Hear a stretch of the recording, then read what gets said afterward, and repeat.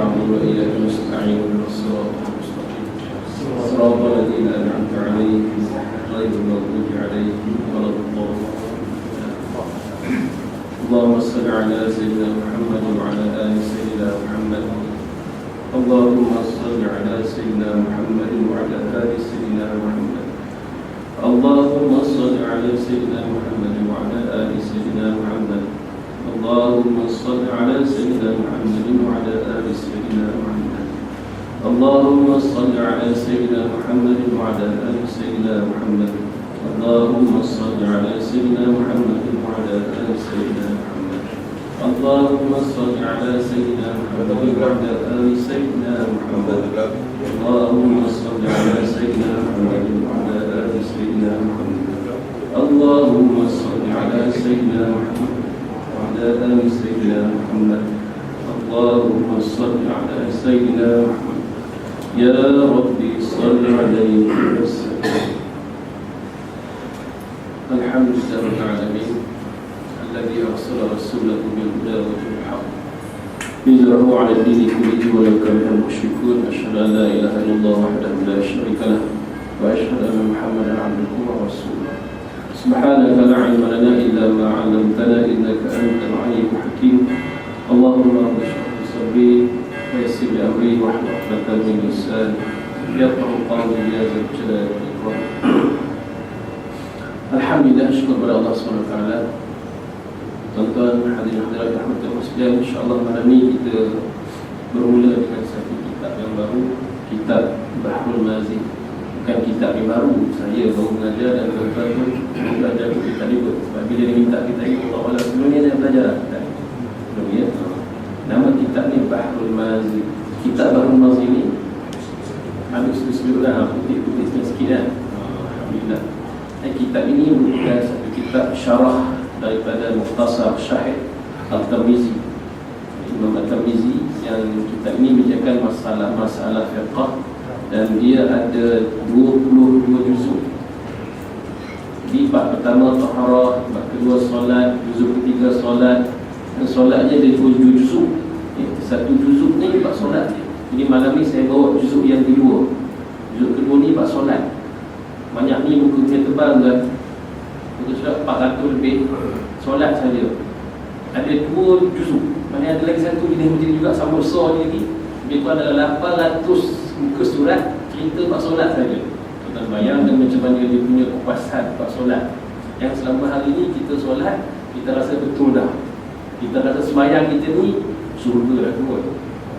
Kita rasa dah okey dah kot. Padahal dalam syarah Al-Tirmizi beritakan solat ni masya-Allah terlalu banyak. Insya-Allah kita walaupun kita belajar, saya fahamkan 9 kali kuliah dengan saya, tak apalah, mulalah macam-macam mana dulu pun. Sebenarnya Masjid Semangkuk ni dah lama dah minta nak kuliah. Yang saya pun tak ada masa nak bagi masa pun. Ini pun saya lari satu masa daripada satu tempat yang lain. Sana dah setiap minggu, lari sekali. Tak apalah, saya 3 minggu. Okey lah tu. Baik, tuan sekalian, bab yang pertama tentang segala waktu-waktu yang sembahyang. Waktu sembahyang ni, sembahyang ni, insya-Allah kitab ni saja dia bincangkan lebih kurang 110 bab. Saya sebutkan tadi juzuk yang kedua, bab abwabus solah, bab solat ini. Baik, bermula segala bab sembahyang, inilah tempatnya dan segala hadis daripada Rasulullah SAW. Maka solat itu punya makna pada lughah dan ada punya makna pada maksud pada syarak. Maka makna solat pada lughah ialah doa dengan baik. Firman Allah Ta'ala, wasalli alaihim, yakni dan doakan atas mereka itu dengan baik. Ini kita faham. Sembahyang maknanya doa. Itu arti pada lughah. Sebab tu ada orang berfahaman, kalau dah sembahyang tak payah baca doa. Dia duk ingat dah doa tu tak payah doa tu lah. Lepas tu dia bandingkan di Mekah. Dia kata di Mekah habis sembahyang mana ada doa. Berapa kali di Mekah dah? Ada sekali dia kata. Allah, sekali di Mekah jumpa Pak Arab dah kata selalu pergi Mekah. Dia turun bandingkan di Mekah je, apa-apa banding Mekah. Tuan-tuan, banyak perkara-perkara lagi yang kita kena faham. Dalam wirid-wirid selepas sembahyang, selama mana kita duduk di atas jadah ini, selagi itulah malaikat mendoakan kepada kita. Selama mana kita beristighfar, duduk atas jadah sahaja, Allah minta, malaikat minta ampun kita kepada Allah Ta'ala. Lagi lama lagi baik, lagi lama lagi baik. Tu baru duduk atas jadah. Nabi kata apa? Nabi kata perumpamaan, contoh orang mukmin dengan orang munafik. Mudah aja Nabi kata, orang mukmin kalau dalam rumah Allah, dalam masjid, dalam rumah Allah ini, dia seperti ikan dalam air. Ikan kalau masuk dalam air macam mana rupa ikan tu? Seronok tak? Seronok, tenang, damai. Itulah orang mukmin. Tapi orang munafik kalau dalam rumah Allah, dia seperti burung dalam sangkar. Nabi kata, macam mana burung kalau dalam sangkar? Menggelupur nak keluar je. Menggelupur tak senang. Sebab tu kalau tengok ada orang sembahyang yang bagi salam, Assalamualaikum warahmatullahi wabarakatuh, baru imam bagi salam, dia dah jalan. Orang Allahumma antas salam, dia Allahumma lantas jalan. Hilang tu. Aku pesen pun tak tahu. Dulu-dulu mungkin aku tak tahu, sekarang ni tempat-tempat je. Hari Jumaat tu tak berhenti Jumaat. Baru imam Assalamualaikum warahmatullahi, Assalamualaikum warahmatullahi. Tak sampai 2 minit aku dah bunyi brum motor semua dah start. Hai, dia sembahyang tepi motor ke apa? Cepat no start motor. Lagi hebat, belum bagi salam dah enjin motor bunyi dah. Oh, masa dia bagi salam. Imam belum bagi salam dia dah start motor dah. Allahu Akbar. Kenapa yang cepat-cepat sangat ni? Ada apa ni? Tuan-tuan, dengan Allah Ta'ala kita kena bagi masa dengan dia. Kena bagi masa dengan Allah. Kata Sayyidina Umar radhiyallahu anhu, Sayyidina Umar masih jadi khalifah, dia kata, kalau waktu siang aku tidur, aku telah lalaikan tanggungjawab aku terhadap rakyatku. Kalau tidur. Kalau malam aku tidur, aku lalaikan masa aku dengan Allah. Jadi masa bila nak tidur ni? Siang tak boleh tidur, malam tak boleh tidur.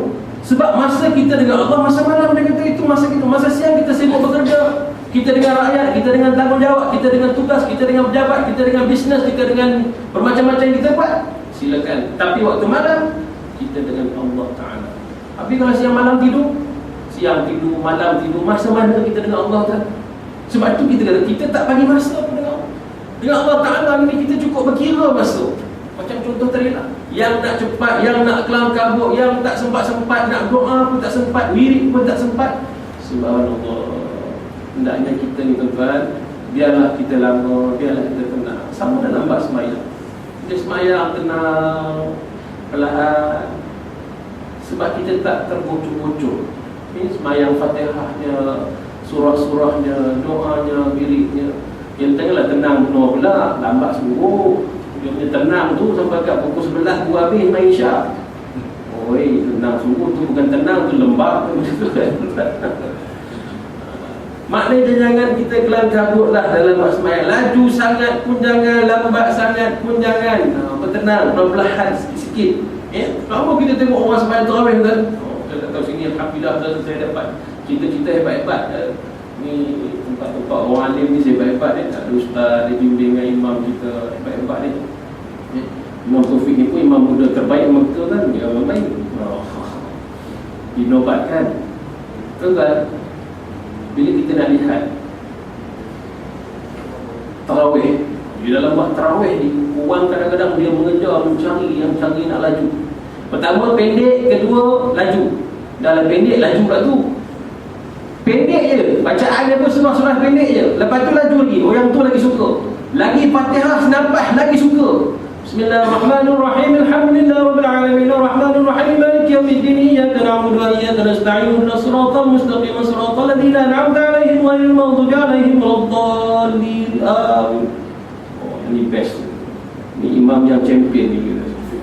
Lagi senapah lagi suka. Ya Allah, nak kejar ke mana ni?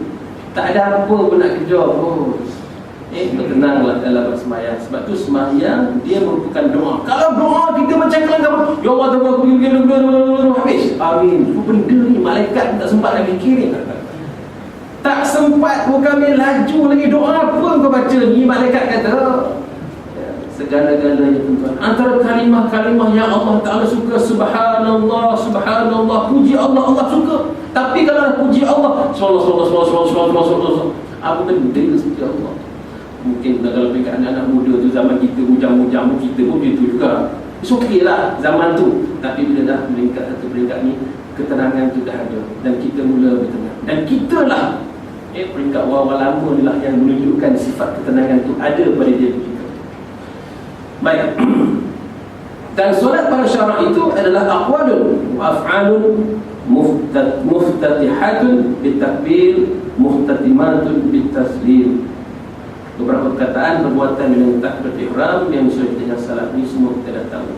Kita baca satu hadis yang banyak. An-Nabi Ibn Abbas An-Nabi sallallahu alaihi wasallam qala, daripada Ibn Abbas radhiyallahu anhu, kata Nabi sallallahu alaihi wasallam, telah mengimamkan aku Jibril alaihi salam di sisi Baitullah 2 kali. Nabi bersembahyang berimamkan malaikat Jibril alaihi salam 2 kali di sisi Baitullah. Maka sembahyang ia akan zuhur pada kali pertama daripada keduanya. Waktunya adalah bayang-bayang seumpama tali kasut.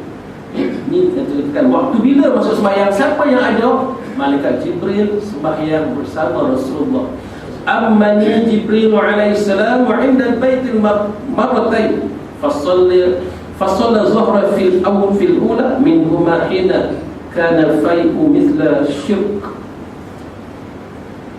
syiraki summa shalla al-'asri hina kana zillu kullu shay'in mithla.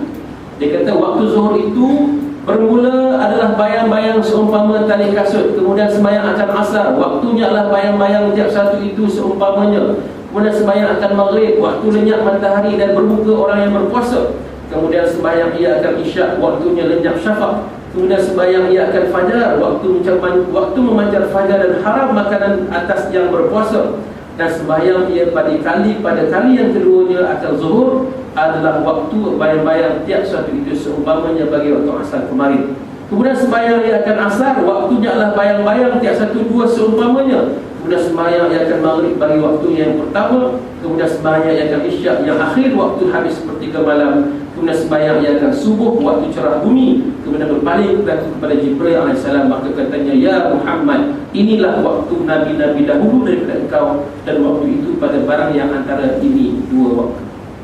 2 kali ini yang mana Jibril AS menceritakan kepada Nabi, menunjukkan kepada Nabi. Pertama, waktu sembahyang zuhur itu masuknya waktu sembahyang awal, dan besoknya itu dia bagi tahu inilah waktu penamat dia. Dan waktu asar hari pertama tu waktu masuk asar, waktu masuk maghrib, waktu masuk isyak, waktu masuk subuh.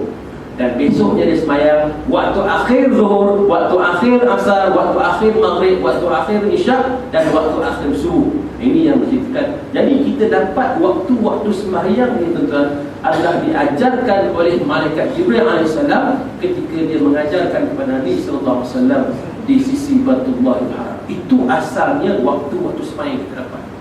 Sebab tu kalau kita sembahyang, tuan-tuan sembahyang menghadap Kaabah. Mana dia Kaabah? Yang kita menghadap ni Kaabah betul. Betul ke tak betul menghadap Kaabah? Betul lah, takkan tak betul pula. Ustaz ni confuse betul. Betul. Lari tak? 2 bun ke 3 bun ke lari tak? Agak tak tepat ke Kaabah ke ataupun lari berapa ni? Lari kan. Kalau ikut lari dia bukan tepat pun. Jadi yang agak-agak tu yang lebih kurang sikit kiri sikit boleh ke kanan sikit pun boleh. Boleh ke arah tapi tidak arah Kaabah. Kita sembahyang Allahu Akbar, dada kita ke Kaabah, dada kena arah Kaabah. Tengah-tengah sembahyang orang rempuh belakang, terpusing badan ni, maka batal sembahyang. Sebab dada telah terpusing. Orang tak rempuh sembahyang masjid tepi jalan, sebab sikit dah ikon kalau duduk tepi-tepi jalan sana tu, tepi-tepi tu yang tak di koridor. Dengar ambulans lalu, terpusing tengok. Dengar ambulans ke apa? Dia perasan ada orang suka keluar. Kalau apa benda lalu tegal, dia cukup pusing tengok. Dia pusing tengok. Kalau tak pusing muka tak apa lagi, pusing dada, batal sembahyang. Ya. Malah tuan kata kalau pusing dada batal sembahyang kita. Ya. Bagi nelayan dia lah macam mana kalau dia dah jatuh ke kamu dia. Dia menghadap ke kiblat. Bila dia sembahyang tu angin tak kalau dia berubah ke sembahyang kita. Okey. Bagus soalan. Ada nelayan di sini? Alhamdulillah. Okey, bagi kita dalam perjalanan, ni ayat kat saya kan. Bagi kita dalam pelayaran, dalam perjalanan, sama ada naik kereta api, kapal terbang ataupun yang seumpama dengannya, Yang dikira itulah permulaan takbiratul ihram.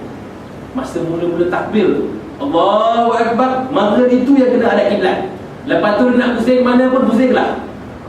Jangan kita pusing, kita pun pusing balik. Kita nak kontrol kiblat kita kan, kita pun pusing balik. Tak payah. Permulaan takbiratul ihram saja. Ini pendapat ulama mengatakan demikian. Allahu Akbar, lepas tu dia pusing ke, dia pusing ke, tu biaya. Kita sembahyang macam biasa saja. Itu sahaja. Ya, Allahu Akbar. Baik. Jadi tuan-tuan sekalian, bab kita menghadap kiblat ini adalah bab yang disepakati oleh ulama. Kita memerlukan matahari. Kita pada matahari, tapi kita di Malaysia ni ada daripada Jabatan Agama Islam, Majlis Agama Islam yang menentukan arah kiblat. So jangan diragukan lagi dah.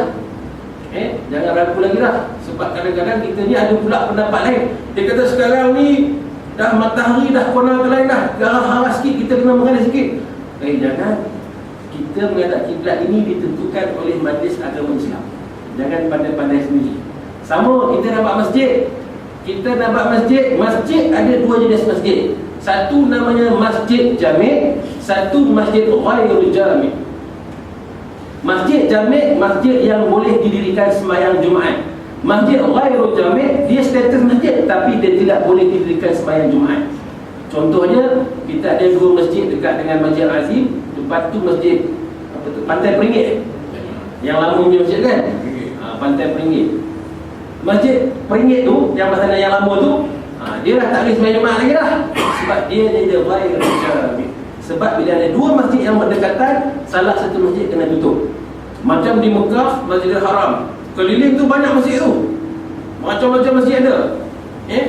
Tapi semuanya masjid tu tak boleh sembahyang Jumaat. Ghairul jami' namanya. Sebab tak boleh ada masjid sini, masjid sama-sama buat hari Jumaat. Ni jami' ni pada hari Jumaat sahaja. Pada hari lain silakan sembahyang berjemaah, tidak ada masalah. Pahala sama, iktikaf sama, semua dapat sama. Tetapi kalau sembahyang Jumaat tak boleh, dia kena satu sahaja. Maka masjid yang Peringit tadi dia kena tutup, pergi ke Masjid Al-Azim bersama-sama. Itu saja. Itu sebab masjid, jangan kita buat masjid sendiri. Kita ingat ada duit tanah lebih kat sawah belakang, kita buat satu masjid sendiri. Kita sembahyang sendiri, kita buat Jumaat sendiri, kita panggil kawan-kawan kita, siapa nak sembahyang, mari kita buat sembahyang Jumaat ni. Tuan-tuan, tak sah hukum dia.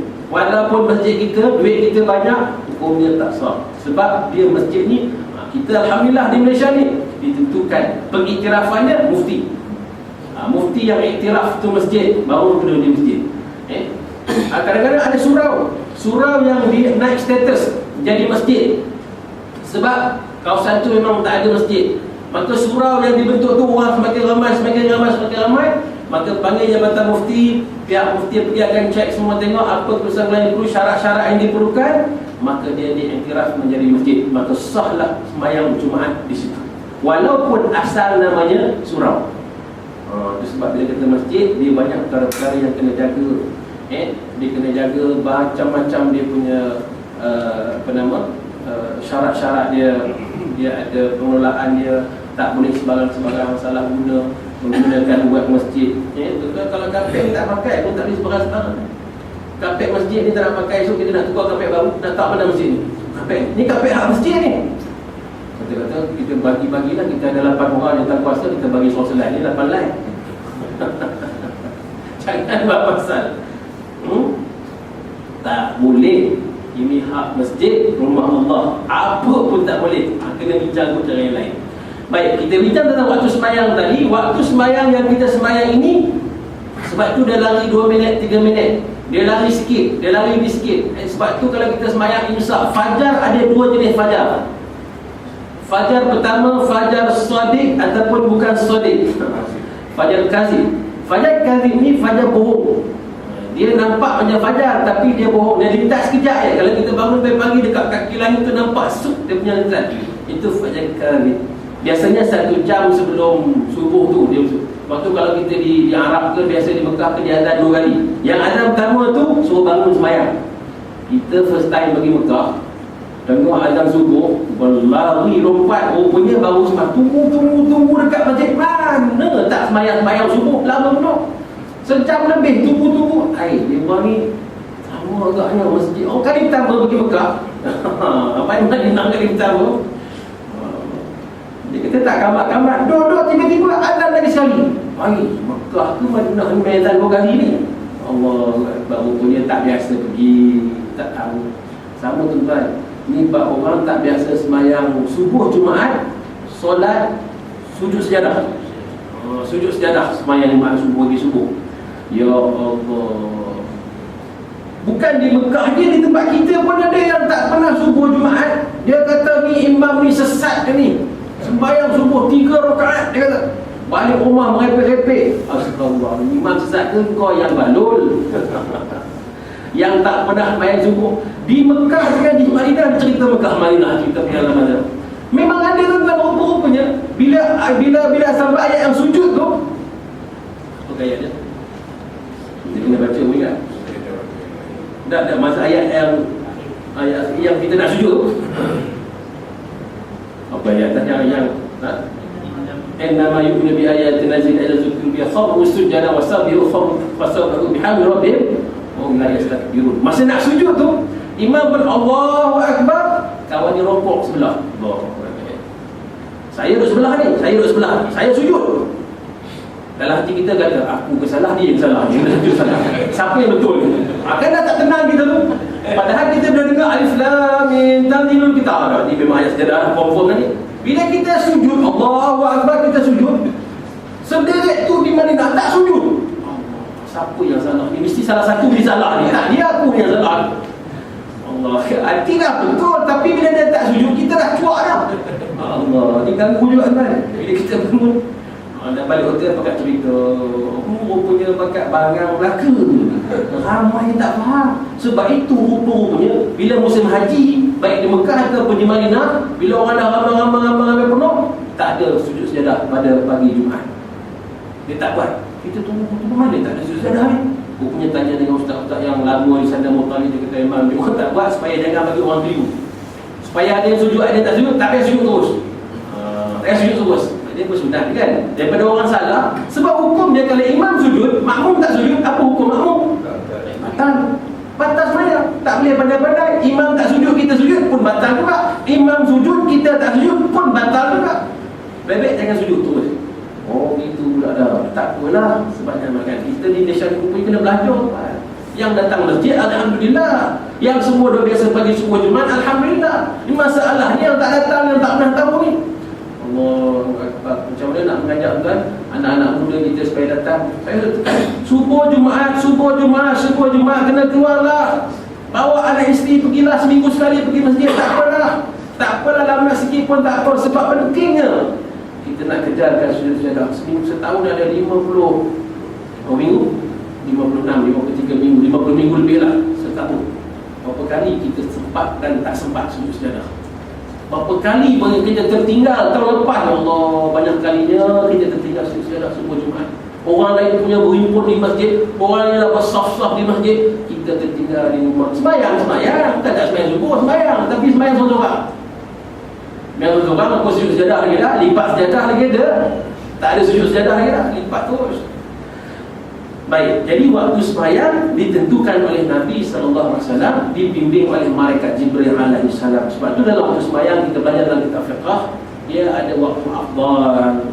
Waktu yang afdal, waktu aula kita sembahyang itulah masuk di waktu azan, qamat, sembahyang sunat dan kita terus sembahyang. Itu waktu yang paling afdal. Ada satu waktu yang hujung tu nama dia waktu haram. Waktu haram, contohnya waktu asar.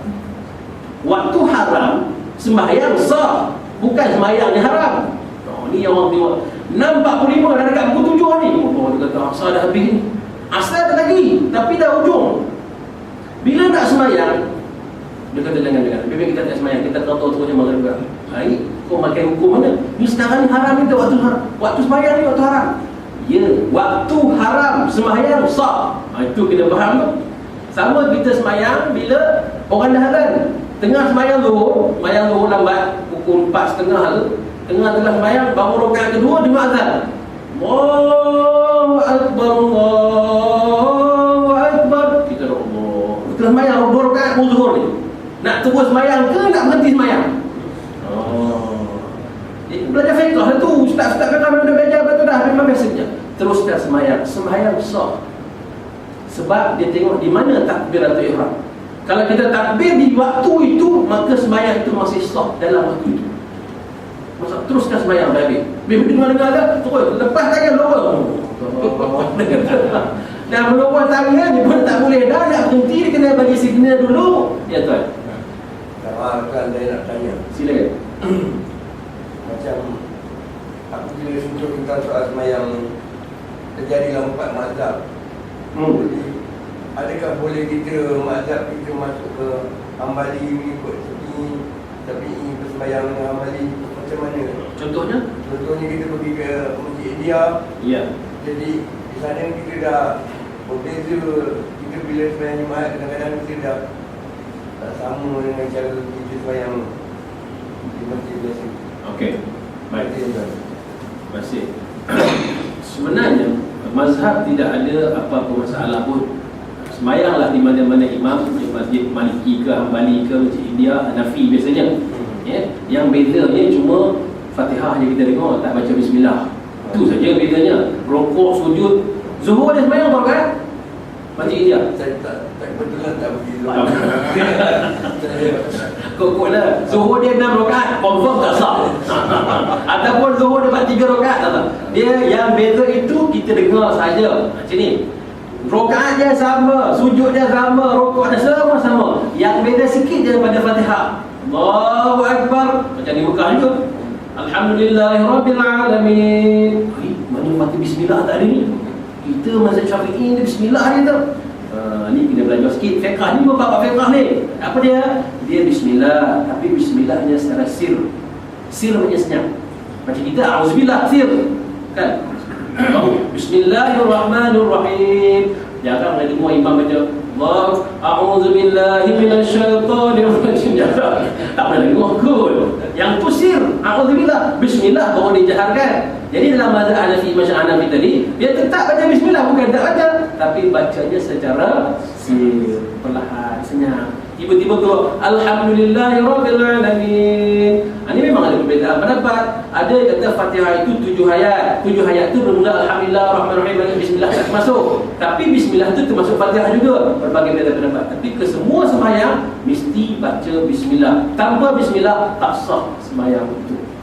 Jadi tidak ada apa-apa masalah. Kalau itu mazhab Maliki ke Hanafi ke, semua tidak ada masalah. Perlukah kita tukar mazhab? Tak perlu langsung. Tidak ada perlu menukarkan mazhab. Mazhab mana-mana pun sama, tidak ada beza. Dia mazhab ini tuan-tuan. Mazhab ini dia seumpama satu kolah air. Kita ada kolah air tu. Dia ada 4 kepala paip. Satu belah sana, satu belah sini, satu belah sini, satu belah sini. Utara, selatan, timur, barat. Air tangki yang sama. Bukalah paip mana-mana pun. Air yang sama juga. Maknanya ada mazhab Maliki, ada mazhab Syafi'i, ada mazhab Hambali, ada mazhab Hanafi. Tu 4 kepala paip lah. Semuanya daripada mana? Semuanya daripada mana? Rasulullah sallallahu alaihi wasallam. Mazhab Maliki pun Rasulullah, mazhab Hanafi pun Rasulullah, mazhab Syafi'i pun Rasulullah. Semuanya daripada sumber yang sama. Cuma dia ni buka belah sana. Dia ni berkembang sebelah Iran, sebelah Iraq, sebelah Syria, sebelah Arab sana. Yang ni sebenarnya berkembang sebelah Asia. Maka di Asia lain, cuacanya lain, keadaan gunung ganangnya lain, hujannya lain. Sebab itu perbezaan dia hanya berlaku begitu sahaja. Sebab itu Nabi kata ikhtilafi ummati rahmah. Perbezaan pendapat di kalangan umatku merupakan satu rahmat. Sebab dengan berbeza itulah kita jadi mudah. Buatnya tak boleh tuan. Tawaf keliling Kaabah. Kita tawaf keliling Kaabah, batal sembahyang. Tawaf batal. Tersentuh macam orang perempuan gitu. Agak-agak bila nak ambil tawaf. Ni orang perempuan tu ni datang mak-arab ni pula depak. Kita kan pakai ihram sebelah, buka sebelah, tutup sebelah. Baru pun kosong sebelah. Dia pegang belakang. Haji nak ikut. Macam mana tu? Maka tidak jadi masalah ketika itu kita tidak batal wuduk ketika itu. Itu mazhab mana pula? Bukan mazhab mana. Dalam qaul Imam Syafi'i ada qaul qadim, ada qaul jadid. Yang ni yang jaga-jaga. Wallahu a'lam. Kalau kursus haji, ustaz-ustaz pergi ceramah haji kena bagi tahu qaul jadid, qaul qadim ni. Saya bincang dengan mufti bab ni kan. Qaul jadid Imam Syafi'i, qaul qadim Imam Syafi'i itu kena ada. Di mana perbezaannya? Tidak ada apa-apa masalah. Ketika tawaf di Kaabah, balik Melaka tawaf pula sentuh orang buat tak batal, kata tak batal. Apa hal pula tak batal kat semabuk ni batal. Dia kata aku dekat Mekah tak batal, tu di Mekah, di sini batal. Tu beza dia. Bila balik kita batal. Tidak ada lagi dah cerita pasal perbezaan itu tadi. Sebab itulah berbeza pendapat ulama ni. Kenapa? Kan jadi satu rahmat kita kat sana, mudah kita dekat sana untuk selesaikan masalah kita. Baik. Boleh, kalau nak tanya boleh, insya-Allah. Tak boleh jawab, tak ada apa saya risau. Tak, orang kadang ada, tak ada masalah langsung saya. Ustaz ada, jangan ustaz tak ada, tanya je. Saya terkisah balik. Baik, hadis yang kedua, an Abi Hurairah radhiyallahu anhu qala Rasulullah sallallahu alaihi wasallam, inna lis-salati awwalan wa akhiran wa inna awwala waqti as-salati zuhr hina tazuru asy-syams. Daripada Abu Hurairah katanya telah bersabda Rasulullah sallallahu alaihi wasallam, bahwasanya bagi sembahyang itu awal dan akhir, dan bahwasanya awal waktu sembahyang zuhur itu ketika gelincir matahari. Gelincir matahari. Ini ilmu orang tua dulu ni memang dia pakai. Budak sekarang nak ada gelincir matahari dia tak faham. Gelincir ni apa? Matahari tergelincir jatuh ke dia? Mungkin betul. Dia tergelincir jatuh, dia tak faham. Matahari jatuh belakang ke? Ilmu orang tua-tua dia letak satu kayu. Kan itu ilmu yang sangat berharga tu. Letak patah satu kayu, tengok bayang dekat mana. Kalau bayang dah ke sini, gelincir tu makna dia. Itulah maknanya kau tengok bayang tu kan. Sebab matahari kita nak tengok tak boleh, maka kita tengok bayang. Bayang saja yang kita tengok, maka bayang itulah yang menandakan gelincir matahari. Maka masuklah waktu itu. Dan bahawasanya akhir waktunya ketika masuk waktu asar. Dan kita gelincir matahari sampai waktu asar. Dan bahawasanya awal waktu sembahyang asar pada ketika masuk waktunya. Dan bahawasanya akhir waktunya ketika kuning matahari. Kuning matahari. Tuan-tuan, penting ni matahari ni. Semua tempat sembahyang dia cerita matahari. Subuh nak tengok fajar, matahari keluar. Zuhur nak tengok matahari tergelincir. Asar matahari dah kekuningan. Maghrib dah kemerah-merahan. Isyak dah habis merah, masa isyak. Jadi matahari digunakan sebagai alat. Yang ni Allah Ta'ala sumpah, wasyamsi waduhaha, demi matahari. Allah Ta'ala sebut wasyams, Allah sebut wal as, Allah sebut wan najm. Allah sumpah dengan bintang, bulan, matahari, wal qamar. Allah sumpah supaya apa? Supaya mudah kita faham. Tu kau tengok tu Allah kata.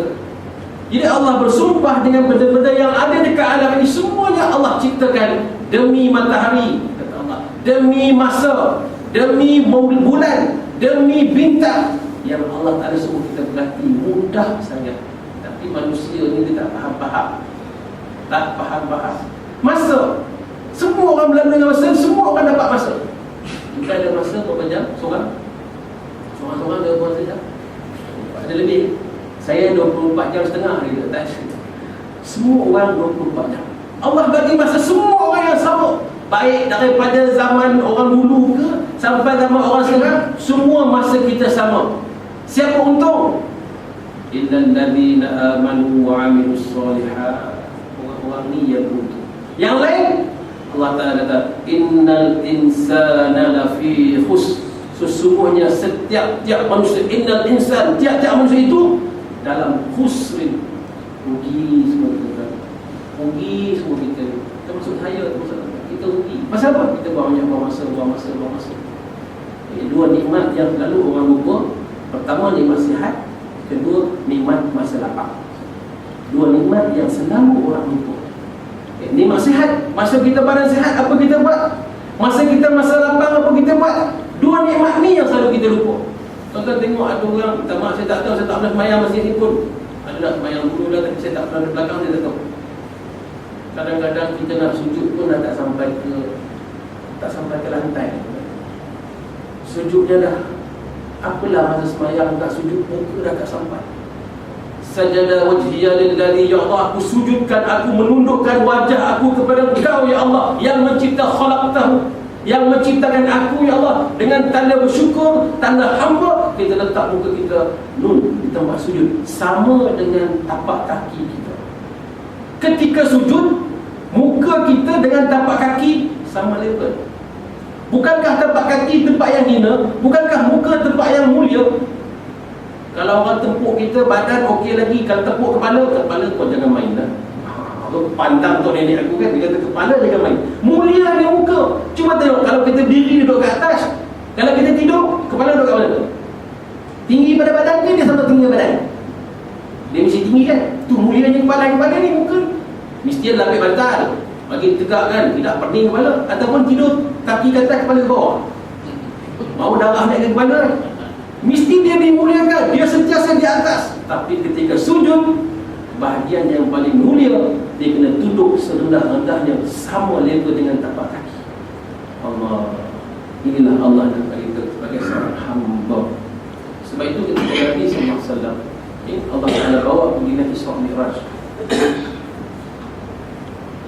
Allah tu bagi ketika Nabi naik sampai Isra Mi'raj, sampai bertemu dengan Allah, sampai satu level, satu tahap Sidratul Muntaha yang malaikat kata aku sampai dekat ni je. Jibril beritahu, wahai Muhammad, aku sampai dekat ni je, aku tak boleh nak lagi dah, tak boleh lagi dah. Kalau naik saya hancur aku, sebab aku boleh escort kau sampai sini je. Maka atas pada ni kau kena naik sendiri, wahai Muhammad. Allah, dari bawah dia escort sama-sama, perjalanan sama-sama, melihat pemandangan yang sama-sama, semua diterangkan, ada guide dia. Tiba-tiba sampai ke peringkat dia kata, Muhammad, Allah di atas, kau kena naik sendiri, Allah. Maka ketika Nabi berjumpa dengan Allah Ta'ala sendiri di atas sana, dalam Sidratul Muntaha sana, Nabi bersujud kepada Allah, sujud kepada Allah sebagai tanda syukur Nabi kepada Allah Ta'ala. Allah kata, Muhammad, bangkit, bangun, aku tak suruh kau datang sujud hari ni, tapi ada perintah aku nak bagi ke kau. Apa dia perintahnya? Wahai Allah, hamba siap untuk laksanakan. Kenapa kau sujud hari ni? Aku bersyukur sebab kau bagi nikmat yang banyak besar. Muhammad, aku nak bagi satu gelaran kepada kau. Apa dia gelarannya? Gelarannya adalah hamba Allah. Engkaulah Habibullah, engkaulah hamba aku ya Muhammad. Masya Allah, kekasih Allah yang bergelar hamba. Dia tak dapat Datuk ke Tan Sri ke Datuk Paduka ke, tak dapat. Datuk Wira lagi jauh lah. Tapi gelarannya adalah hamba. Yang kita sembahyang ni tuan-tuan, nak dapat hamba tu tak? Bukan nak dapat apa pun, nak dapat hamba. Selama hari ini kita bukan hamba, belum. Kalau hamba dengan Tuan, macam mana keadaan hamba dengan Tuan? Hamba buat kerja, jangan minta apa-apa. Hamba buat kerja, tidak ada upah. Hamba buat kerja, kalau orang Jawa kata, buat tanpa pamrih. Susah. Tak mana jauh tak dapat. Buat sesuatu tanpa minta upah, tu hamba. Maka kita sembahyang, jangan minta upah. Allahu Akbar. Dia paling dapat apa kat atas? Mana dah dapat apa sembahyang? Yang buat tu yang kita buat lepas ni, ada makan, ada jamuan tu kita buat. Kita yang bagi, itu pun orang tak datang. Tak datang. Saya kata lepas ni kita sembahyang Jumaat, kita kutip duit tak? Siapa dah masuk masjid? RM2. Sebab orang kalau bayar baru datang ramai-ramai kan. Kalau tak bayar tak datang, free dia tak datang. Tuan tengok stadium, kita tengok bola tu, puluh ribu orang datang. Pasal apa? Kena bayar tiket. Gambarnya lepas ni sembahyang pun kena buat jadi bayar tiket pun ramai orang. Maghrib RM5, mahal sikit. Ikut rakaat pun tak apa. Lagi tak datang. Dalam pakai plekat, baju Melayu, bawa songkok, tak payah apa, datang bagi makan, kadang-kadang lagi sedap, pun orang tak datang. Bukan orang kita tu, anak muda, kita anak muda ni. Sebab dalam hadis kursi Allah Ta'ala kata, aku cinta kepada orang yang kuat ibadah, tetapi aku lebih cinta anak muda yang kuat ibadah. Allah cinta kepada orang yang beribadah, tetapi Allah lebih cinta kepada anak muda yang kuat ibadah. Allah kata, aku benci orang yang buat maksiat, tetapi aku lebih benci orang tua yang buat maksiat. Sebab orang muda, kalau dia buat maksiat, insya-Allah ada harapan dia tua besok dia berubah. Kita dulu tuan-tuan muda-muda ada tak? Juga dalam jahiliah tu kan, juga cuba tengok gambar pengantin kita, kemain ni orang rumah dengan rambut tocangnya, dengan rambut ada belu-belunya, dengan siap malam ada gugiran dia tu. Dulu punya kan, tak kuncak apa ke orang Melaka bagi. Tu zaman jahiliah lah tu. Kalau ingat-ingat baik, ya Allah, jahilnya kita. Okey, dah tinggalkan dah. Kita dah berubah. Sekarang kita dah berubah kepada zaman baru. InsyaAllah masa tua kita berubah. Tapi kalau masa tua tak berubah, inna lillahi wa inna ilaihi raji'un. Nampak raya tak ada harapan. Bukan begitu. Dangdut Melaka Raya tu siapa yang untuk tu? Saya rawon malam. Rawon ni tengok orang tu bukan masuk dangdut rawon dalam kereta lah. Tak berani tengok dangdut lampu pun takut lah. Yang duduk-duduk tu orang tutup. Sebab tu Allah Ta'ala kata, aku benci orang yang buat maksiat, tapi aku lebih benci orang tua yang buat maksiat. Anak muda duduk tepi jabatan, duduk tepi ni apa maghrib main gitar, bawa motor besar. Budak-muda memang perangai macam tu, masih ada harapan. Tapi orang tua rempit. Kadang-kadang kita tak maaf tuan, saya ni tegur tekan habis, saya tak tahu siapa. Wallahu a'lam. Kadang-kadang kita tengok dah tua dah, perasaan muda lagi. Tua dah, rambut pun dah putih dah. Duk jual dengan budak-budak muda bawa motor besar ni, ikat kepala lagi, pakai Harley Davidson tinggi tu yang terbang-terbang macam ala-ala barat tu, rambu-rambu tu. Allahu Akbar. Oi, rumah kata pergi, kubur kata tak sedar-sedar lagi ke?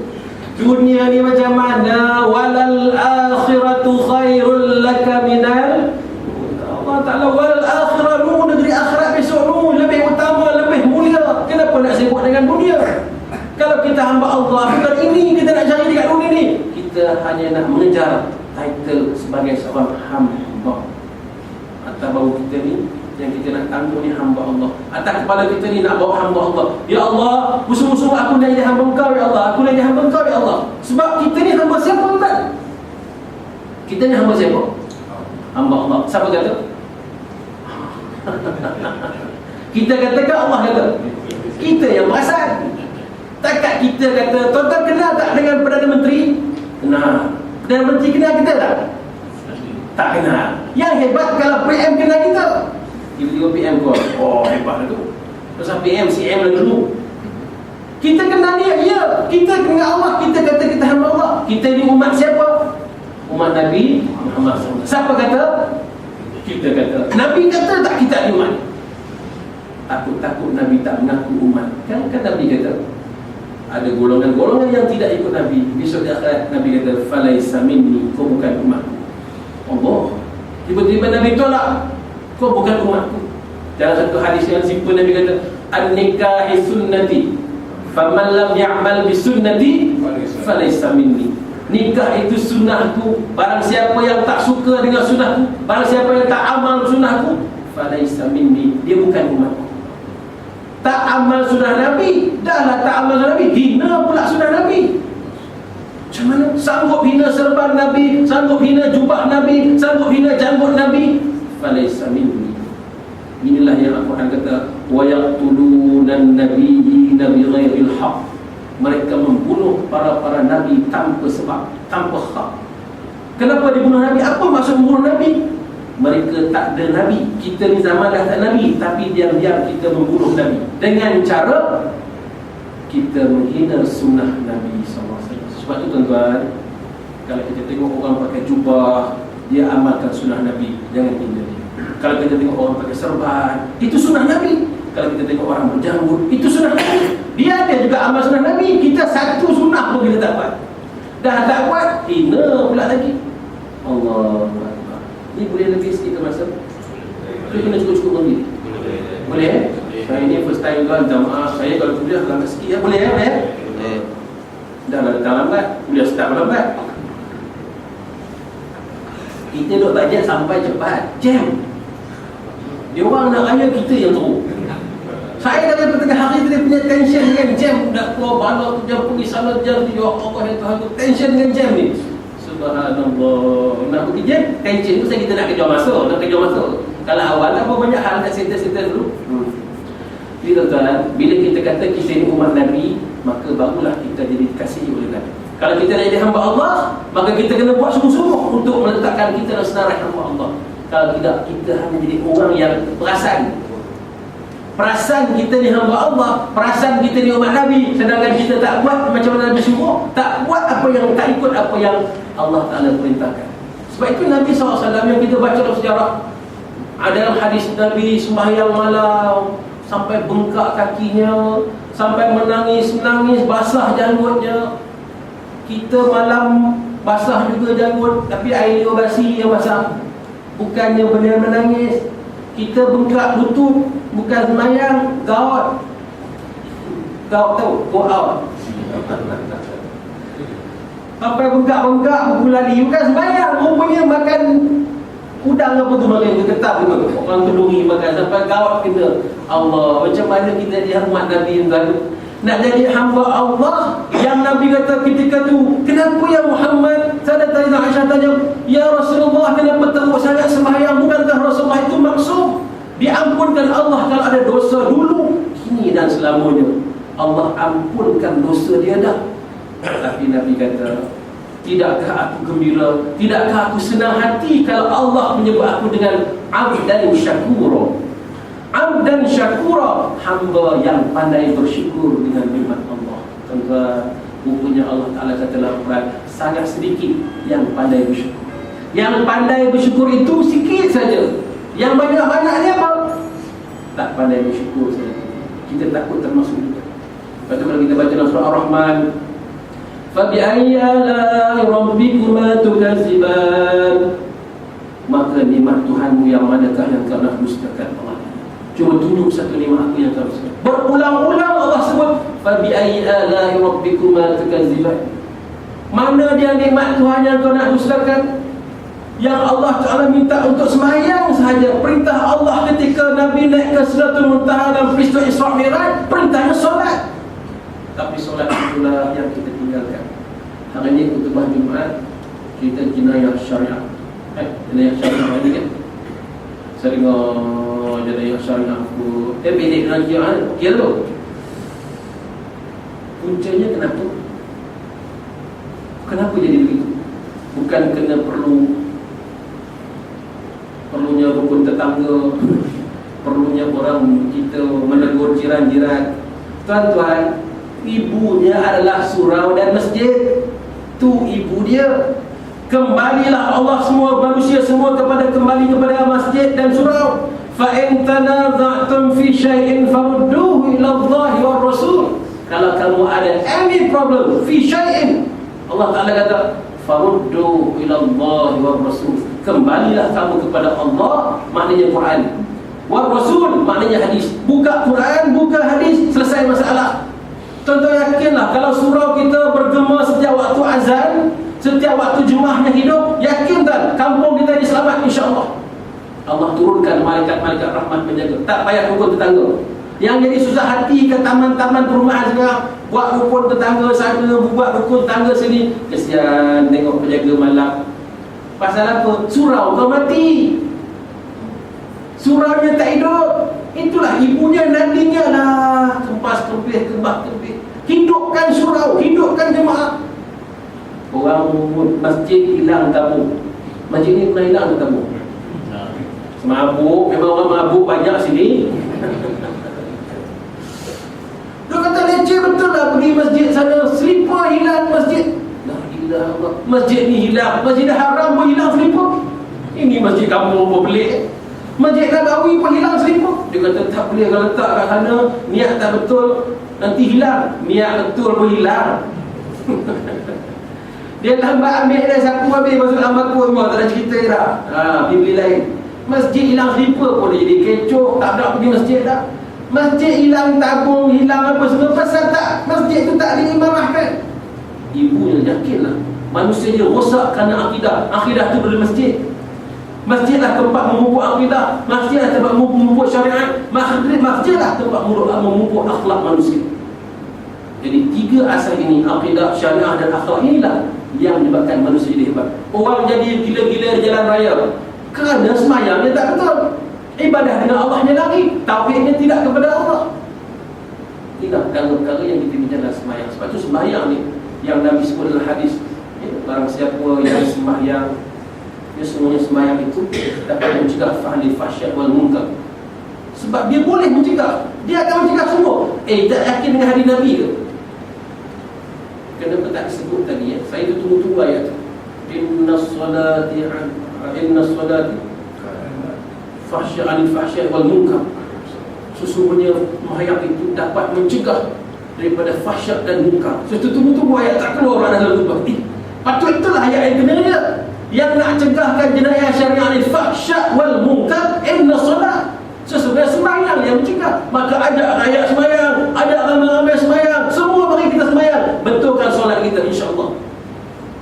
Barulah solat itu sempurna, al-fahsya wal munkar selesai. Kita tak yakin hadis Nabi. Hadis Nabi sebut begitu. Nabi dah kata begitu. Maka begitulah keadaannya. Dalam Al-Quran ni Nabi kata. Dalam Al-Quran Allah Ta'ala sebut begitu, begitulah keadaan. Sebab Allah cipta kita, maka begitulah keadaan yang Allah Ta'ala nak betulkan manusia. Tapi kita tercari-cari jalan mana nak pergi. Tuan-tuan, waktu sembahyang yang disebut dalam kitab. Rupanya dalam sains dia buat kajian. Waktu-waktu ini dia ada warna-warna tertentu. Dan warna-warna itu, contohnya pada waktu pagi, waktu purple, waktu ungu. Pagi matahari nak keluar itu, waktu itu cahaya yang keluar pada waktu pagi itu, dan itu diperlukan oleh tubuh badan kita. Kita bangun, kita keluar dan kita dapat menyerap haba dan cahaya pada waktu itu dalam tubuh badan kita, sehingga badan kita mampu mencegah penyakit-penyakit yang lain. Sains buat kajian. Waktu zuhur, waktu matahari yang waktu putih, waktu yang petang, waktu kuning, waktu merah, semua waktu itu rupa-rupanya cahaya-cahaya tubuh ini sangat diperlukan. Oh, hebatnya Allah Ta'ala tu. Kita kata semayang waktu ni begini saja. Nabi kata bila sains buat kajian baru dijumpa. Subhanallah. Nabi kata kalau nak minum air duduk, jangan berdiri. Sains buat kajian, kenapa duduk? Masa duduk baru dia ada satu saluran dekat pernafasan ini, dia tertutup. Kalau kita berdiri dia terbuka. Kalau kita minum sambil berdiri, dia akan menyebabkan pernafasan kita jadi tersumbat. Ada pula di situ dia macam yang kepala paip dia buka. Bila kita duduk dia baru jadi elok. Allahu Akbar. Yang kita meletak berdiri terus. Untuk punya Nabi dah ajarkan semua lengkap pada kita. Sebab itu bila kita sunnah Nabi ini, walaupun sedikit kita kena buat. Sekarang sembahyang dah jaga, tapi awal waktu itu yang tak terjaga. Kita nak kena jaga sembahyang yang berada di awal waktu. Itu saja. Sembahyang bagus, tapi awal waktu. Dan yang terakhir saya nak sebutkan,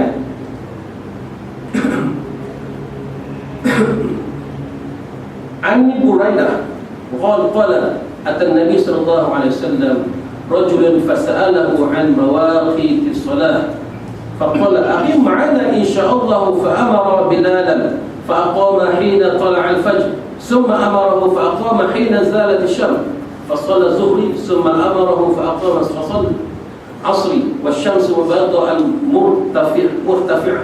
Daripada Buraidah katanya telah datang akan Nabi sallallahu alaihi wasallam oleh lelaki, maka bertanya ia akan dia daripada segala waktu sembahyang. Maka sabdanya, tinggal engkau serta kami insya-Allah. Maka menyuruh ia akan Bilal, maka qamat ia waktu terbit fajar. Kemudian menyuruh akan dia, maka qamat ia pada waktu gelincir matahari. Maka sembahyang ia akan zuhur. Kemudian menyuruh ia akan dia, maka qamat sembahyang asar dan matahari putih lagi meninggi. Kemudian menyuruh ia akan dia dengan maghrib pada waktu terbiting matahari. Kemudian menyuruh dia dengan isyak, maka qamat ketika lenyap syafaq merah.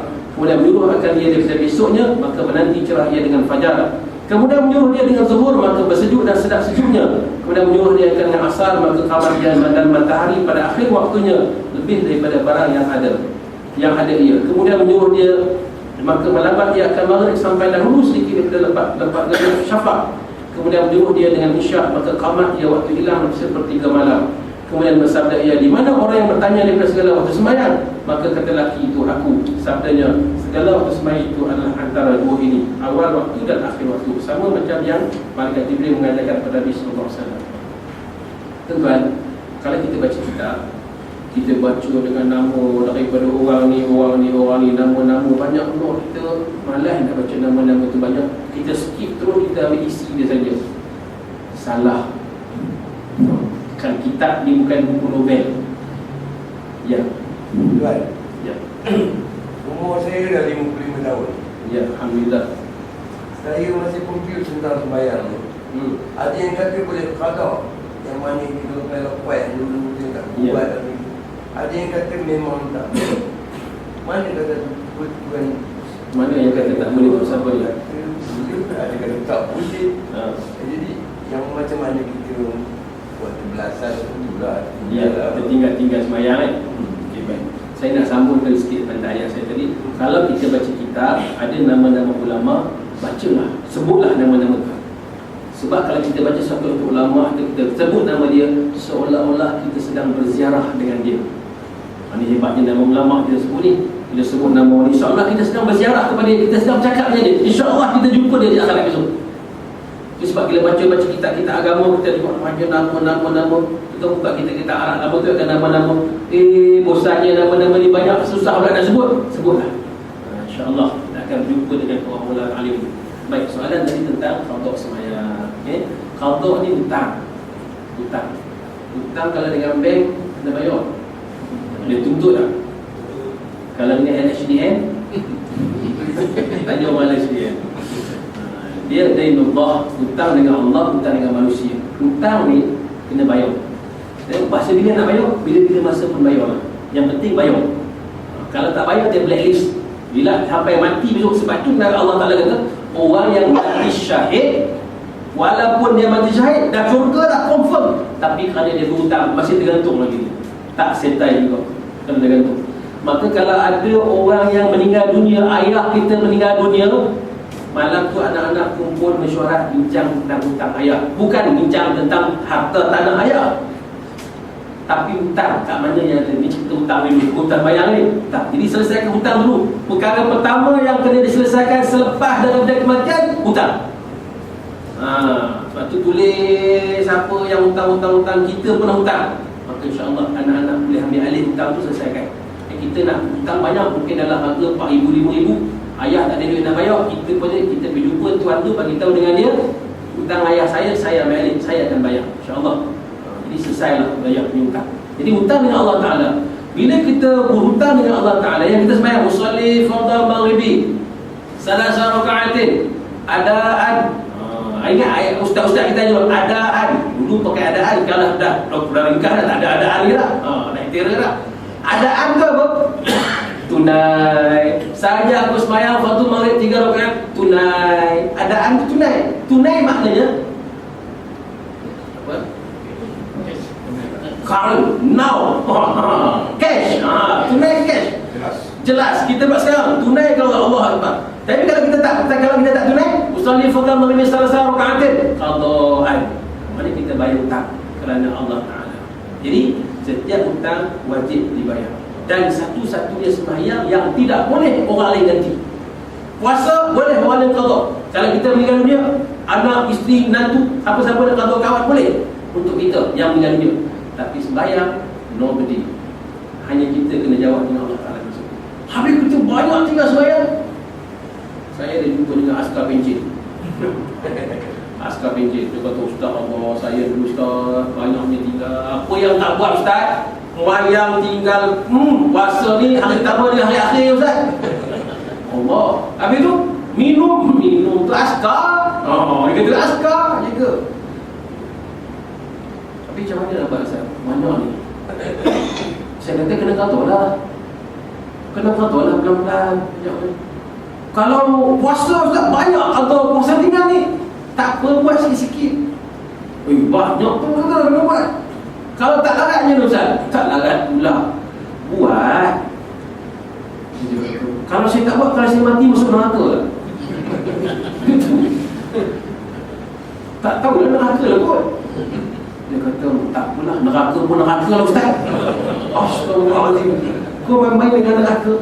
Kau pegang botol rokok, tengok kalau api-api rokok tu dalam tahannya. Dia dah tak larat dah. Ada hidup ni sekarang. Tapi kalau malam Lailatul Qadar tu boleh bayar. Soalan 10 tahun tu. Betul. Biar soalan ni.